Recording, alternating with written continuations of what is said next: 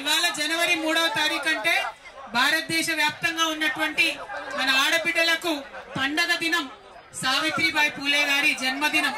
మరి సావిత్రిబాయి పూలే గారి 194వ జయంతి సందర్భంగా అందరికీ కూడా హృదయపూర్వకంగా నా శుభాకాంక్షలు తెలియజేసుకుంటా ఉన్నాను. మరి సావిత్రిబాయి పూలే అంటే ఆమె మామూలు బిడ్డ కాదు, ఒక పులి బిడ్డ. భారతదేశ వ్యాప్తంగా ఉన్నటువంటి ఆడబిడ్డలందరూ ఇవాళ చదువుకుంటున్నారంటే రోజు పొద్దున్న లేస్తే ఆమెకు దండం పెట్టుకోవాల్సినటువంటి పరిస్థితి. మరి సావిత్రిబాయి పూలే గారు తన జీవిత ప్రస్థానం మొదలు పెట్టినప్పుడు ఆమె కూడా చదువుకోలేదు, కానీ ఒక మహనీయుడిని ఆమె పెళ్లి చేసుకున్నది. బాపు జ్యోతిబా పూలే గారు పెళ్లి చేసుకున్న తర్వాత తన భార్య చదువుకోవాలని దగ్గరుండి భార్యను చదివించిన తర్వాత సావిత్రిబాయి పూలే గారు అనేక మంది ఆడబిడ్డలకు తను స్వయంగా చదువు చెప్పింది. ఎంతో మందికి చదువు నేర్పినటువంటి వ్యక్తి సావిత్రిబాయి పూలే గారు. మరి ఆ ఇద్దరు పుణ్య దంపతులు ఉద్యమంలోనే కాదు అన్నిట్లో కూడా జీవిత పర్యంతం కలిసి కష్టపడ్డారు. మొత్తం సమాజ ఉద్ధరణ చేయాలంటే విద్యా వికాసం కావాలని చెప్పి వారిద్దరు విద్య కోసం ప్రయత్నం చేశారు. చాలా అవమానాలు చేసిండ్రు.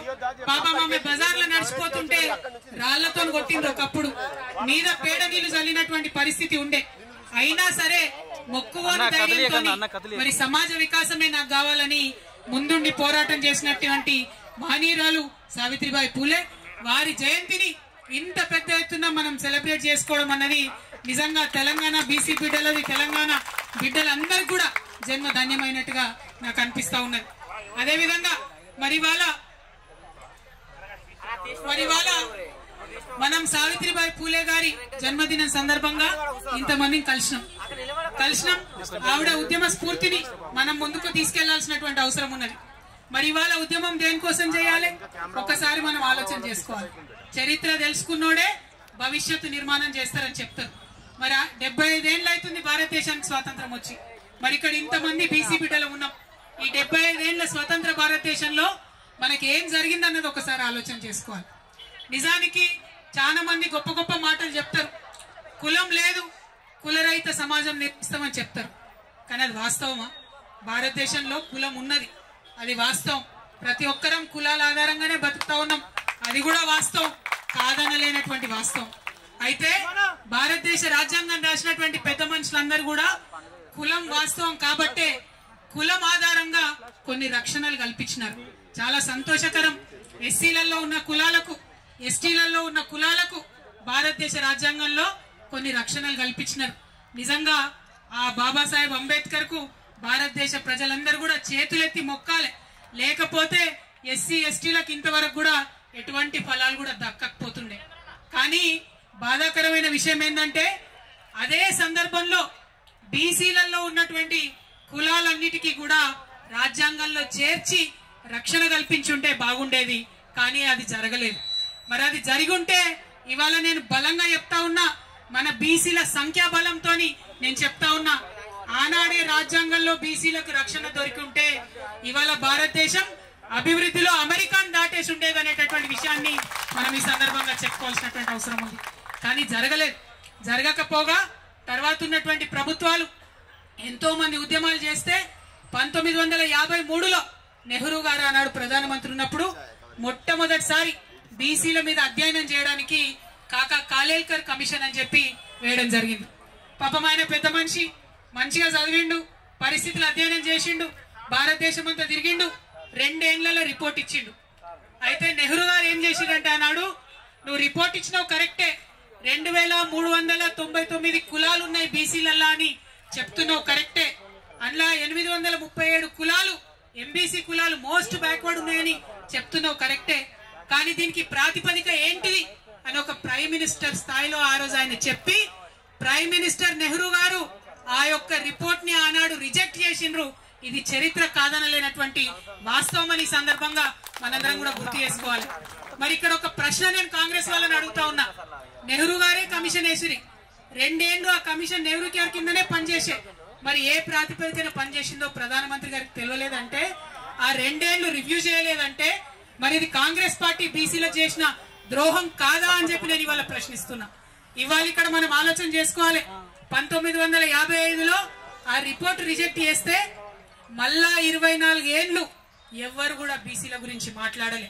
ఎక్కడ కూడా బీసీలకు ప్రభుత్వం కేంద్ర స్థాయిలో ఏమి కూడా చేయలే. అప్పుడేం జరిగింది? కాంగ్రెస్ ఏతర ప్రభుత్వం వచ్చింది. జనతా పార్టీ మొరార్జీ దేశాయ్ గారు ప్రైమ్ మినిస్టర్ అయిన తర్వాత 1979లో బీపీ మండల్ కమిషన్ వేసిరు. కాంగ్రెస్ వాళ్ళు వేయలే మండల్ కమిషన్, వేసింది మొరార్జీ దేశాయ్ జనతా పార్టీలో. ఆయన పెద్ద మనిషి, బాగా స్టడీ చేసిండు. చాలా అన్యాయం జరుగుతుంది, 70% విద్యా ఉద్యోగాలలో మరి వాటా ఇయ్యాలని చెప్పి సంవత్సర కాలం లోపలనే రిపోర్ట్ ఇచ్చిండు. కానీ అంతలోపు ఏమైంది? జనతా పార్టీ పోయింది, ఇందిరమ్మ రాజ్యం వచ్చింది. ఇందిరమ్మ రాజ్యంలో ఏం జరిగింది? గొప్పగా చెప్తున్నారు ఇవాళ. ఇందిరమ్మ రాజ్యంలో ఏం జరిగిందంటే మండల్ కమిషన్ రిపోర్ట్ తీసి 10 ఏళ్లు బీర్వాల పెట్టి భద్రంగా తాళం వేసిండ్రు. తప్పితే ఇందిరమ్మ రాజ్యంలో బీసీలకు న్యాయం జరగలే. ఇవాళ నేను అడుగుతా ఉన్న కాంగ్రెస్ పార్టీని, కాదంటారా ఈ వాస్తవాన్ని? 1980లో మండల్ కమిషన్ రిపోర్ట్ ఇస్తే మళ్ళా కాంగ్రెస్ ఏతర ప్రధానమంత్రి విపి సింగ్ 10 ఏళ్ల తర్వాత వచ్చేంత వరకు కూడా బీసీల గురించి కాంగ్రెస్ పార్టీ మాట్లాడిన పాపాన పోలేదు. ఇవాళ బాగా నోరు పెట్టుకొని మాట్లాడుతున్నారు.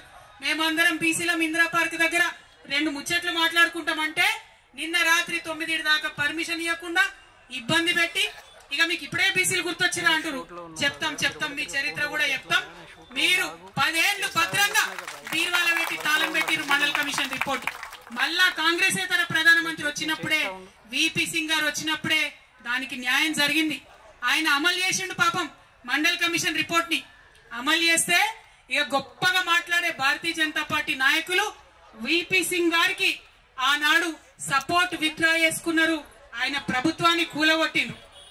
సంకీర్ణ ప్రభుత్వం ఉండే, బీజేపీతో కలిసిన ప్రభుత్వం ఉండే, బీసీల కోసం మంచిగా చేసినటువంటి వ్యక్తి ప్రధానమంత్రిగా ఉండడానికి లేదని బీజేపీ ఆనాడు సపోర్ట్ వాపస్ చేసుకున్నది. ఇది కాదా, ఇది తప్ప బీజేపీ నాయకులు ఇవాళ ఆన్సర్ చేయాలి. ఆనాడు మరి కాంగ్రెస్ వాళ్ళకు కూడా ఉండే ఎంపీలు, కానీ విపి సింగ్ కి సపోర్ట్ చేయలేదు. మొత్తానికి ఆయన ప్రభుత్వాన్ని ఊలగొట్టిండ్రు. తర్వాత కేసుల మీద కేసులు వేసిండ్రు. 1993లో 27% కేవలం ఉద్యోగాలలో మాత్రమే బీసీలకు రిజర్వేషన్ వచ్చింది. కేవలం ఉద్యోగాలలో మాత్రమే. మళ్ళీ 2006 దాకా అంటే ఇంకొక 13 ఏళ్లు విద్యలో మనకు రాలేదు రిజర్వేషన్. 2006లో మళ్ళా 13 ఏళ్లకు అప్పుడు విద్యలో రిజర్వేషన్ వచ్చింది. అంటే నెహ్రూ గారి రాజ్యంలో అన్యాయమే, ఇందిరమ్మ రాజ్యంలో బీసీలకు అన్యాయమే.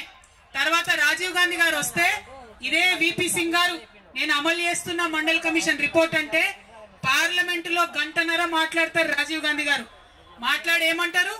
బీసీలకు రిజర్వేషన్లు ఇస్తే ఈ దేశం విచ్ఛిన్నం అయిపోతుందని చెప్పి ఆనాడు రాజీవ్ గాంధీ గారు మాట్లాడిండ్రు. ఇది చరిత్ర కాదని లేని వాస్తవం. ఇది తప్ప అని నేను కాంగ్రెస్ వాళ్ళని వాళ్ళు అడుగుతా ఉన్నా. ఆ తర్వాత 2006లో విద్యలో వచ్చింది రిజర్వేషన్. ఇక కొట్లాడంగా మరి సోనియమ్మ రాజ్యం వచ్చింది. సోనియమ్మ రాజ్యంలో 2011లో కులగణన చేస్తామని చెప్పి మొదలు పెట్టిండ్రు. 4,500 కోట్ల రూపాయలు ఖర్చు పెట్టిండ్రు, కులగణన చేసిండ్రు. కానీ ఆ రిపోర్ట్ మాత్రం ఇంతవరకు బయట పెట్టలే. ఎందుకోసం? భయం. మనం ఎంతమంది ఉన్నామో తెలిస్తే అంత వాటా ఇవ్వాల్సి వస్తుందని భయం తప్పితే ఇంకొకటి ఏమీ లేదు. 4,500 కోట్లు ఖర్చు పెట్టి సోనియమ్మ రిపోర్ట్ ఇవ్వకుండానే వెళ్లిపోయింది. ఆ తర్వాత బీజేపీ ప్రభుత్వం 2014లో వచ్చింది. వచ్చిన తర్వాత బీజేపీ వాళ్ళు కూడా రిపోర్ట్ బయట పెట్టలే. బయట పెట్టకుండా ఇప్పుడు ఏమంటారు? బాజాప్తా ఓపెన్ గా చెప్తున్నారు బీజేపీ నాయకులు, మేము కులగణనకు వ్యతిరేకం, మేము కులగణన చెయ్యము అని చెప్తా ఉన్నారు ఇవాళ. అట్లా అని చెప్పి సుప్రీంకోర్టులో కూడా వాళ్ళు అఫిడవిట్ వేసిండ్రు. ఇవన్నీ ఎందుకు చెప్పుకుంటున్నామంటే 2 జాతీయ పార్టీలు, అది కాంగ్రెస్ కావచ్చు బీజేపీ కావచ్చు, అడుగడుగున బీసీలకు అన్యాయం చేసిరు తప్పితే ఎక్కడ కూడా న్యాయం చేయలే. ఇవాళ నేను ఇప్పుడు చెప్పినటువంటి విషయాలన్నీ ఏ ఒక్కటి అవాస్తవమైనా నేను రాజకీయాల్లోంచి శాశ్వతంగా తప్పుకుంటానని చెప్పి ఛాలెంజ్ చేస్తా ఉన్నా కాంగ్రెస్ పార్టీకి, బీజేపీ పార్టీకి. నేను కరెక్ట్ మాట్లాడుతా ఉన్నా, న్యాయబద్ధంగా మాట్లాడుతా ఉన్నా, ధర్మబద్ధంగా మాట్లాడుతా ఉన్నా. ఎవరన్నా ఈ భారతదేశంలో బీసీలకు న్యాయం చేసిరంటే అది కేవలం ప్రాంతీయ పార్టీలు మాత్రమే. పైన మమతా బెనర్జీ దగ్గర నుంచి మొదలు పెట్టుకుంటే నవీన్ పట్నాయక్ గారు కావచ్చు, శరద్ పవార్ గారు కావచ్చు, ఏఐడిఎంకే కావచ్చు, డిఎంకే కావచ్చు, ప్రతి ఒక్క చోట మీరు ఎక్కడ చూసినా మన కేసీఆర్ గారు కావచ్చు, ఎన్టీఆర్ గారు కావచ్చు, కేవలం బీసీలకు న్యాయం చేసిందంటే ప్రాంతీయ పార్టీలు మాత్రమే న్యాయం చేసినాయన్న విషయం మనం విస్మరించడానికి లేదు అని మీకు ఈ సందర్భంగా నేను తెలియజేస్తా ఉన్నా. మేము మొదటి డిమాండ్ చేస్తా ఉన్నాం, అదేంటంటే ఇప్పుడు సెన్సస్ చేస్తున్నారు, జనాభా లెక్కలు చేస్తున్నారు ఈ సంవత్సరంలో 2025లో. తప్పకుండా దాంట్లో కులగణన చేయవలసిందిగా భారతీయ జనతా పార్టీని నేను డిమాండ్ చేస్తా ఉన్నా. ఇక్కడ మరి రేవంత్ రెడ్డి గారి ప్రభుత్వం నడుస్తుంది, మీ అందరికి తెలుసు. రేవంత్ రెడ్డి గారి ప్రభుత్వం మనకి ఏం చెప్పింది, ఎన్నికలలో ఏం హామీ ఇచ్చిండ్రు? అమ్మ మీరు వచ్చిర్రు, ధన్యవాదాలు, కూర్చో. ఏం వాగ్దానం ఇచ్చిండ్రు? 42% రిజర్వేషన్ ఇచ్చినాకనే లోకల్ బాడీ ఎన్నికలకు పోతామన్నారు. ఇక్కడ ఒకసారి మనందరం ఆలోచన చేయాలి. ఎన్నికల్లో హామీ ఇచ్చేటప్పుడు తెలియదా ఎట్లా చేయాలనో? 42% ఉట్టిగానే హామీ ఇచ్చేస్తారా? అంటే ప్రజలకు ఏది పడితే అది చెప్పి తర్వాత సంగతి తర్వాత చూడాలనుకున్నారా? మీరు 42% ఇవ్వాలని చెప్పినప్పుడే మీకు తెలుసు, ఏం తెలుసు మీకు ముందట కర్ణాటక ఫెయిల్యూర్ స్టోరీ ఉంది, బీహార్ ఫెయిల్యూర్ స్టోరీ ఉంది. దాని తర్వాత మీకు తెలుసు మొట్టమొదట డెడికేటెడ్ కమిషన్ వేయాలని తెలుసు. మహారాష్ట్రలో కూడా మీరు ఫెయిల్ అయిపోయినారు. ఈ వివరాలన్నీ కూడా మీకు తెలుసు. తెలిసి కూడా అధికారంలోకి వచ్చిన వెంటనే మొదటి నెలలనే బీసీ డెడికేటెడ్ కమిషన్ వేసేది ఉండే. జై తెలంగాణ. డెడికేటెడ్ కమిషన్ వేయాల్సింది, వేయలేదు మీరు. మేము గుర్తు చేసినాం. తెలంగాణ జాగృతి నుండి జనవరి 26, 2024లో మేము రౌండ్ టేబుల్ సమావేశం పెట్టి మరీ గుర్తు చేసినాం మీరు ప్రారంభించండి అని. కానీ చేయలేదు. చేయకుండా మనందరం కూడా గొడవ చేసేంత వరకు, హైకోర్టు మొట్టికాయలు వేసేంత వరకు కూడా రేవంత్ రెడ్డి గారి ప్రభుత్వం బీసీ డెడికేటెడ్ కమిషన్ వేయలేదన్నటువంటిది వాస్తవం. ఇప్పుడు వేసిండ్రు, 2 నెలలైంది బీసీ డెడికేటెడ్ కమిషన్. కానీ ఈ లోపల ఏం చేసిండ్రు? లెక్కలు ఇంకో కమిషన్ పెడుతున్నది. అంటే ఇందులో కుట్ర ఏముంది? లెక్కలు ఒక కమిషన్ పెడుతున్నది, రిపోర్ట్ ఇంకో కమిషన్ ఇస్తున్నది. రేపు పొద్దున నిలబడుతుంది ఆ కోట్ల. ఇగో ఇలా అందుకే పెట్టినాం బీసీ మహాసభ, ఉట్టిగా పెట్టలే, మాకు తెలియక పెట్టలే. కాంగ్రెస్ నాయకులు నన్ను అడుగుతున్నారు ఎందుకు మాట్లాడుతున్నావు అని. నేను తెలంగాణ ఉద్యమం నుంచి వచ్చినటువంటి వ్యక్తిని, సందర్భోచితంగా మాత్రమే మాట్లాడతా. ఇవాళ సందర్భం ఉన్నది, ఈ సందర్భం మిస్ అయిన తర్వాత, లోకల్ బాడీ ఎన్నికలు అయిపోయిన తర్వాత అప్పుడు మాట్లాడితే ఏమంటారు? కవితమ్మ ఎందుకు మాట్లాడలే ముందు అంటారు. అందుకే ఇప్పుడు మాట్లాడుతున్నాం. ఇవాళ మీరు జవాబు చెప్పాల్సిందే. 42% ఏ విధంగా రిజర్వేషన్లు ఇస్తారో ఆ ప్రక్రియలో లోటుపాట్లు లేకుండా ప్రభుత్వం చేయాల్సిందే అని చెప్పి మేము కోరుతా ఉన్నాం. ఇవాళ ఈ బీసీ మహాసభ ద్వారా మీ అందరి మద్దతుతోని ఇక్కడ ఉన్నటువంటి కాంగ్రెస్ పార్టీకి నేను డిమాండ్ చేస్తా ఉన్నాను. 42% రిజర్వేషన్ మీరు చెప్పిండ్రు, మరి ఎందుకు చెప్పారో 42% నాకు అర్థం కాదు. బీసీలు 42% కన్నా ఎక్కువనే ఉంటారు, అవునా కదా? ఎక్కువనే ఉంటాం. మరి 42% అని చెప్పిండ్రు. పోనీ చెప్పినంతనన్నా మీరు అమలు చేయండి. లేదంటే లెక్క తేలిన తర్వాత మేమెంతుంటే మాకంత రిజర్వేషన్ ఇచ్చి లోకల్ బాడీ ఎన్నికలకు వెళ్ళాలని చెప్పి ఈ సందర్భంగా నేను డిమాండ్ చేస్తూ ఉన్నాను. మరి ఇవాళ చాలా మంది చాలా రకాలుగా మాట్లాడుతున్నారు.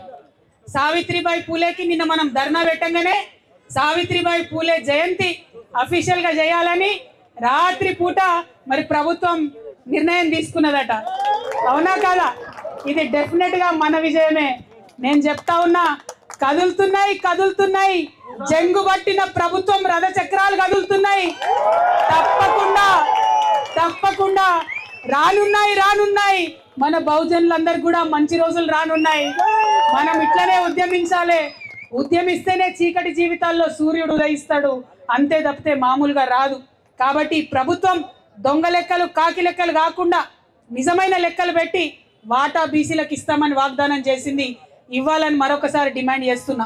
ఇక్కడ వచ్చిన మా మిత్రులందరూ కూడా కోరుతున్నా, మీకు భూమికున్నంత ఓపిక ఉండాలి. ఎందుకంటే 70 మంది మాట్లాడేది ఉంది. అలా మనము ప్రతి కులం నుంచి ఒక వ్యక్తికి ఇక్కడ పిలిచినాం. పాములు పట్టి అన్న కూడా వచ్చిండు, మరి పాము కూడా తీసుకొని వచ్చిండంట.